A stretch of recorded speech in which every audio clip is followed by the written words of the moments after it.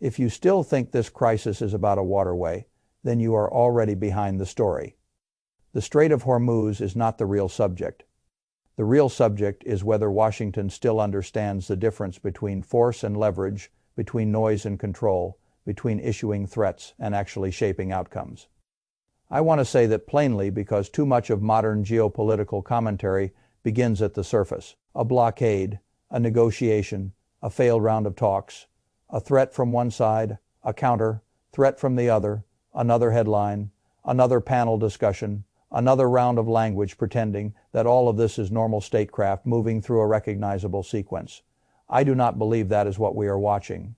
What we are watching is something more dangerous. We are watching a power center that still speaks the language of primacy after the structure that made primacy work has already weakened.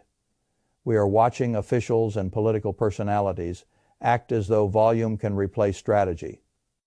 We are watching a national security culture that still believes pressure automatically produces submission, even after repeated failures have already disproved that assumption. And we are watching all of this happen in a theater where miscalculation carries an economic, military, and psychological price far larger than the people improvising policy seem willing to admit. That is the first thing I want you to see. This is not a clean conflict between a rational machine on one side and an irrational regime on the other. This is a stress test of Western decision-making itself. And the answer so far is not reassuring. The official explanation for this kind of escalation is always dressed in serious language: deterrence, stability, freedom of navigation, red lines, security architecture, rules-based order. Those phrases are repeated until they begin to sound like reality itself. But I want to strip the varnish off that vocabulary and look at the machinery underneath. What actually happens in moments like this is much cruder. Someone in Washington decides that because America can still project force, America can still dictate political outcomes. Someone decides that because the other side has not yet broken, it must simply need more pressure. Someone decides that because there is a choke point on the map, there must be a shortcut in strategy. Then the pressure campaign expands, the demands widen, the rhetoric becomes theatrical.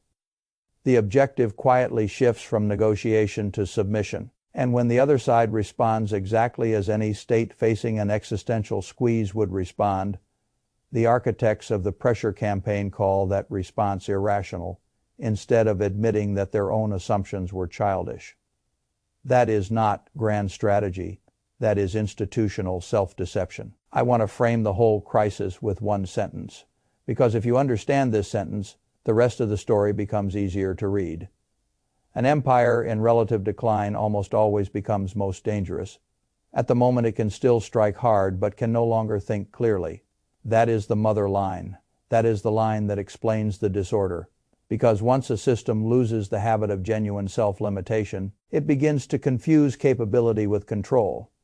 It begins to believe that because it can hit, sanction, threaten, blockade, bomb, posture, and command headlines, it can also determine the political meaning of those actions. But power is not the same thing as control. Violence is not the same thing as success. Escalation is not the same thing as leverage. And a country that forgets those distinctions starts walking into traps that it mistakes for demonstrations of strength. This is why so much of what we see feels incoherent.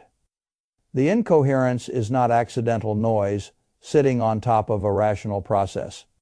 The incoherence is the process. Let me put that another way. If the actions do not line up, if the messages contradict each other, if the goals appear to move every 48 hours, if the supposed diplomatic track keeps getting undercut by military signaling, if one ally seems determined to sabotage de-escalation, while the larger partner publicly oscillates between maximalism and improvisation, then we should stop assuming there is a secret, elegant strategy hidden beneath the confusion. Sometimes confusion is not camouflage, sometimes confusion is evidence. And that takes us to the first mechanism. I call it the delusion gap. The delusion gap is the distance between what a dominant power thinks pressure should accomplish and what pressure can actually accomplish against an opponent that believes survival is at stake. That distance matters because it distorts every decision made after it appears.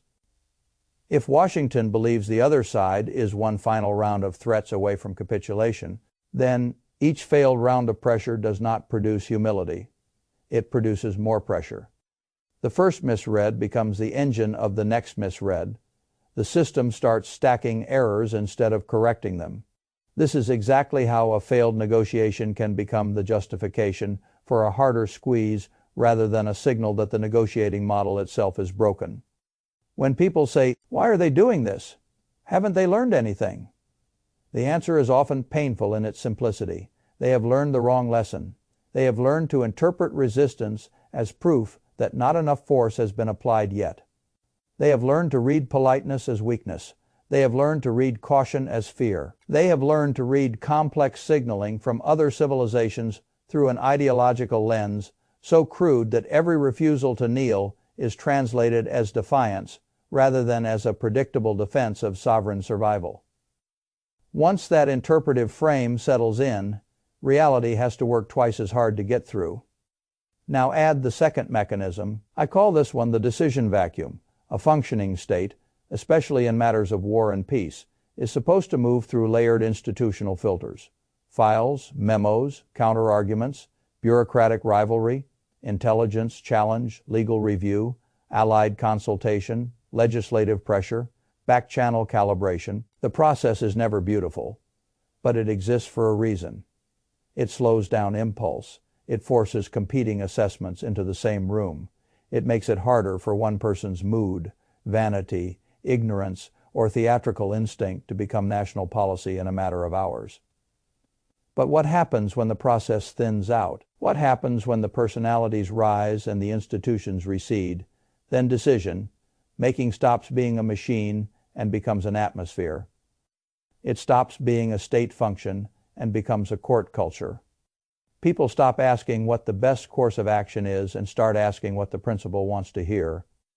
Internal skepticism does not disappear, but it becomes politically expensive. The bureaucracy still exists, yet it is no longer governing the outcome. It is orbiting it. That is an extremely dangerous condition for a nuclear power to enter. Because once policy is personalized, the country begins to inherit the defects of the personality at the center. Impulsiveness becomes strategy. Vanity becomes signaling. Contradiction becomes flexibility. Threat inflation becomes negotiation. A refusal to admit error becomes national prestige. And every serious external challenge gets filtered through the psychology of a leader who cannot tolerate the idea that another actor might have more staying power than his own performance. Based model of power assumes that is not just a political problem. It is a civilizational risk.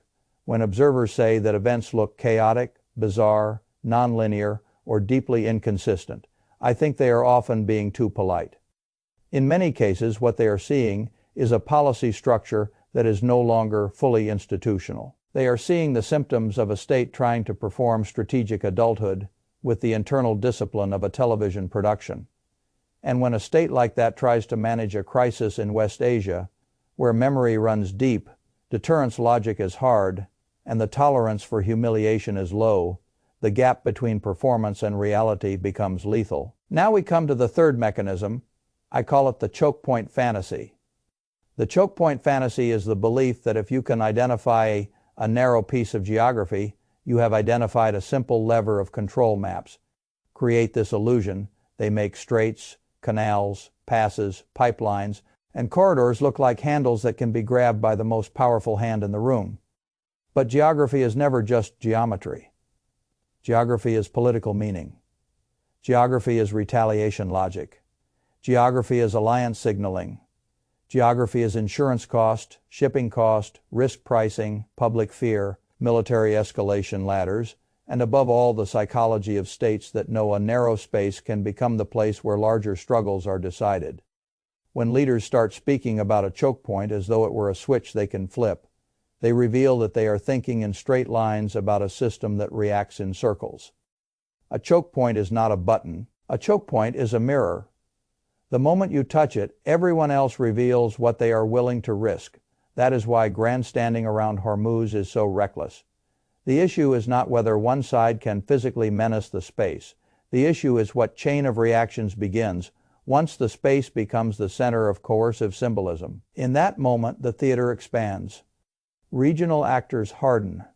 Markets reinterpret danger. Allies test commitment. Opponents measure resolve. The symbolic cost of backing down rises, and a move designed to display strength can end up exposing strategic emptiness. This is why serious powers do not romanticize choke points. They fear them, because a choke point compresses time. It forces decisions faster than institutions can safely make them. It shrinks the room for ambiguity. It raises the price of misreading intent, and it makes it much easier for a leader who craves drama to walk into a situation where the only options left are humiliation or escalation. That is not mastery of geography. That is strategic claustrophobia. The fourth mechanism is even more important. I call it the hegemon hangover. The hegemon hangover is what happens when a state's military and media habits continue to operate at imperial volume after the world has already become too plural to obey imperial scripts. This matters because decline is often misdescribed. People think decline means immediate weakness. That is not how it usually looks. In many cases, decline looks like enormous residual force combined with worsening judgment. The arsenal is still large, the bases are still there, the aircraft still fly, the sanctions still hit, the headlines still bend toward the center of empire, but the conversion rate between action and outcome keeps falling. The state can still generate fear. What it cannot generate as reliably anymore is obedience. That is the zone of danger. Because when a power can still strike but cannot easily compel, it begins to compensate rhetorically. It threatens more. It personalizes more. It moralizes more. It turns every refusal from others into an insult. It starts to believe that negotiation itself is a concession, because negotiation implies the other side has standing. And once that logic hardens, every crisis becomes a referendum on prestige instead of a problem to be solved. That is how you get trapped. The world today is too distributed, too networked, too multipolar, too politically awake for the old command model to function the way Washington imagines. That does not mean the United States is powerless. It means the United States cannot simply announce outcomes into existence. It means that adversaries, rivals, secondary powers, and even allies have more room to resist, hedge, improvise, and retaliate than the old mental map of American primacy allows for. But a policy class trained during the long afterglow of unipolar dominance often struggles to accept this. It keeps acting as if the old psychological monopoly still exists. It does not. And until that fact is absorbed at a very deep level, crisis after crisis will be processed through a broken expectation system. Now, let me make the identity flip explicit, because without the identity flip, this story will be misunderstood. For years, the Western public was told that the great danger in these conflicts came from irrationality elsewhere. The irrational regime, the irrational axis, the irrational civilization, the irrational adversary. The argument was simple. We are the managers of order. They are the problem of disorder. But that model is collapsing in plain sight. The deeper instability now is not simply over there. The deeper instability is in the decision architecture of the Western center itself. That does not mean every opponent is wise or restrained. It means the monopoly on rationality is over. And if you cannot admit that, you will misread the entire century. The essential question is no longer whether Washington can project force. Of course it can. The essential question is whether Washington can still convert force into a durable political result without blowing up a wider structure it claims to be protecting. That answer is getting worse. And it is getting worse because the people running these crises often sound like men who still think they are negotiating from a throne, when in reality they are negotiating from a stage. There is a difference. A throne assumes legitimacy. A stage requires constant performance. A throne commands. A stage must impress. And once foreign policy becomes stagecraft, reality eventually enters like an unpaid creditor. It does not care about slogans. It does not care about branded toughness. It does not care about your domestic applause line. It only cares whether your assumptions match the structure of the conflict you are escalating. If they do not, reality sends the bill later with interest. This is where I want to introduce what I would call the operating system for reading this entire crisis clearly, not a slogan, not a partisan take, not a moral tantrum, an operating system. If you want to understand whether a crisis is being managed rationally, test it through 5 questions. First, are the actual goals stable, or are they mutating in public while officials pretend nothing has changed? Second, is the process institutional, or is it personalized around a shrinking circle of loyalty? Third, does the strategy account for the adversary's survival logic, or does it merely project American desire onto the other side? Fourth, is the chosen pressure instrument producing leverage, or merely producing escalation theater? Fifth, if the policy succeeds exactly as advertised, what order exists the next day, and is that order even plausible?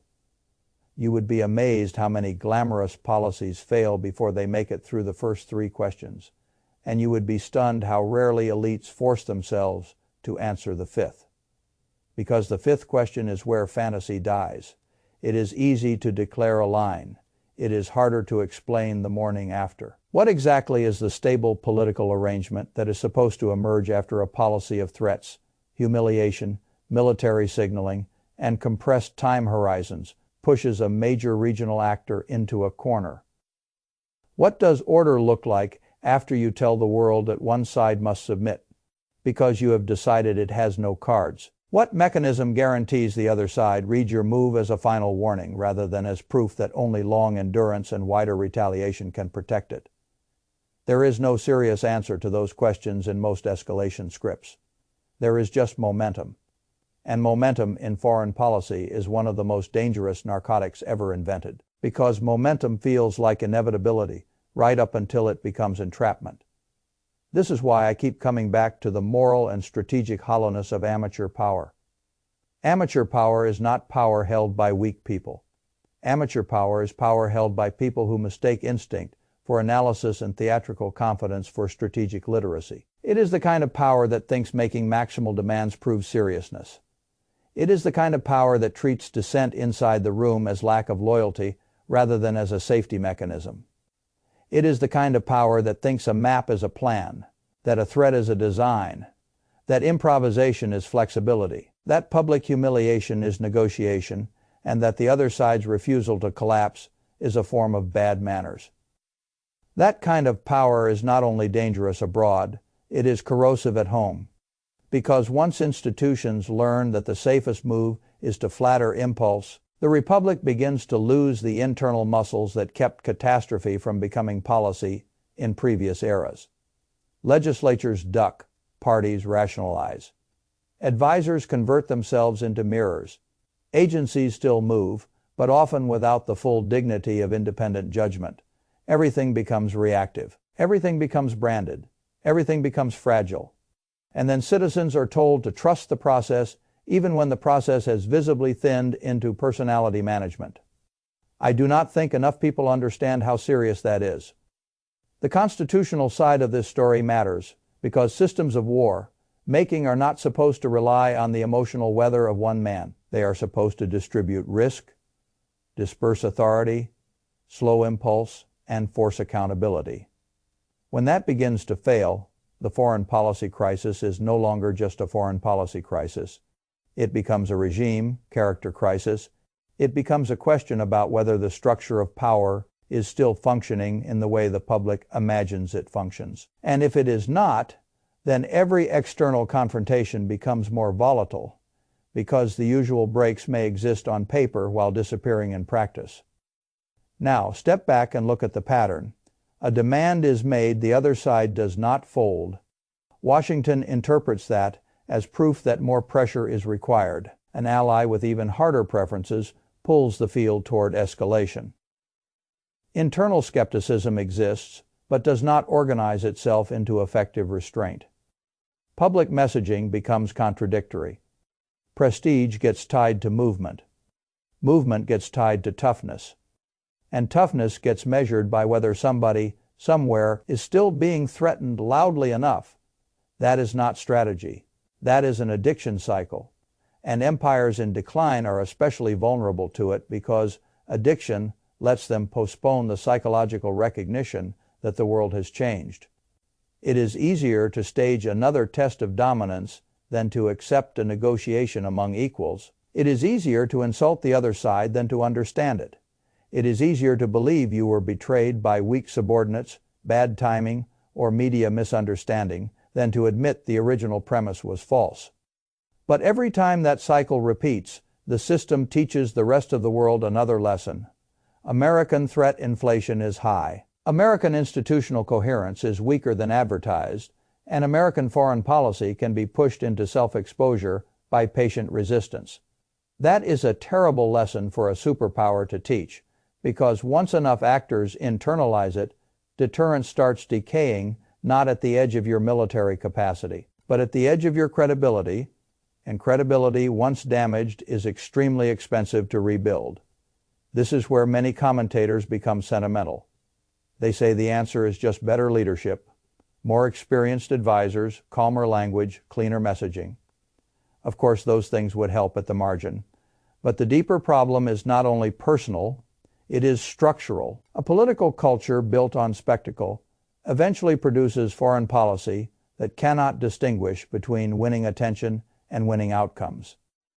A corrupt governing class eventually fills senior levels with donors, loyalists, social climbers, television personalities, or ideological hobbyists who are unfit for the intellectual and moral burden of managing a multipolar world.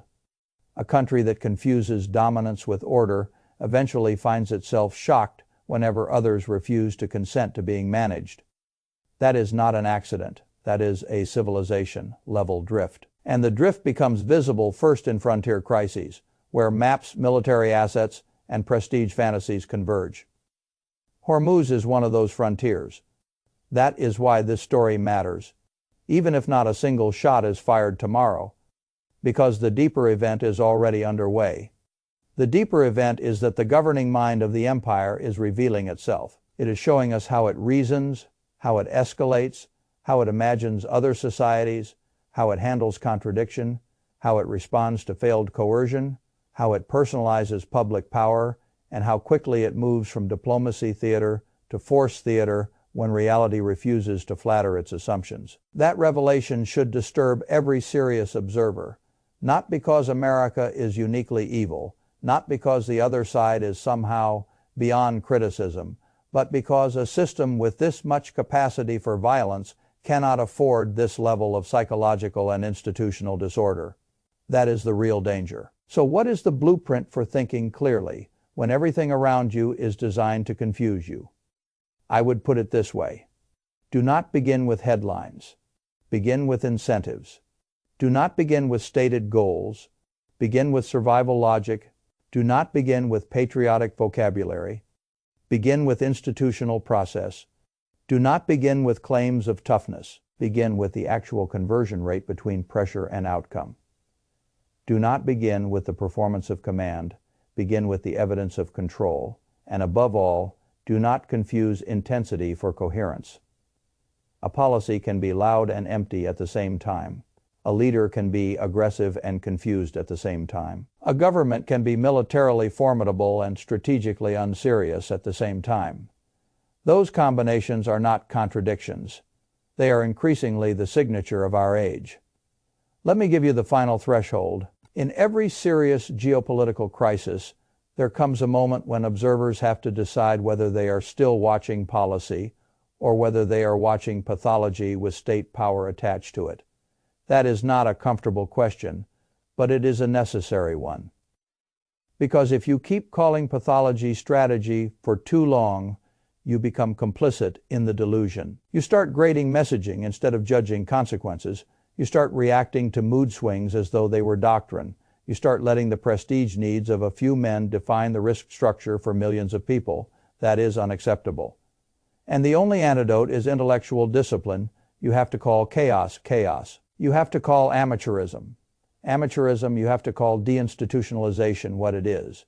You have to say that a system organized around personality, vanity, coercive fantasy, and declining strategic literacy is not merely making mistakes. It is producing a recognizable form of late imperial danger. That is the mirror. And now comes the test. The test is not whether you can recite the latest claim from this camp or that camp. The test is not whether you can perform outrage on schedule. The test is whether you are willing to look at the structure and admit what it says even when it cuts against your tribe, your media ecosystem, your ideology, or your emotional investment in national mythology. Can you admit that the process may no longer be rational? Can you admit that escalation may be driven less by plan than by personality? Can you admit that a world of many centers cannot be managed through imperial muscle memory? Can you admit that once institutions hollow out, the greatest danger may come not from the declared enemy, but from the instability of the people claiming to protect you from that enemy? That is the threshold. And if you cross it, you start to see the century more clearly. You stop asking, why are they acting so strangely? You start asking, what kind of system makes strange behavior normal? That is the question mature civilizations ask before the bill comes due. And right now, whether Washington likes it or not, the bill is already being written.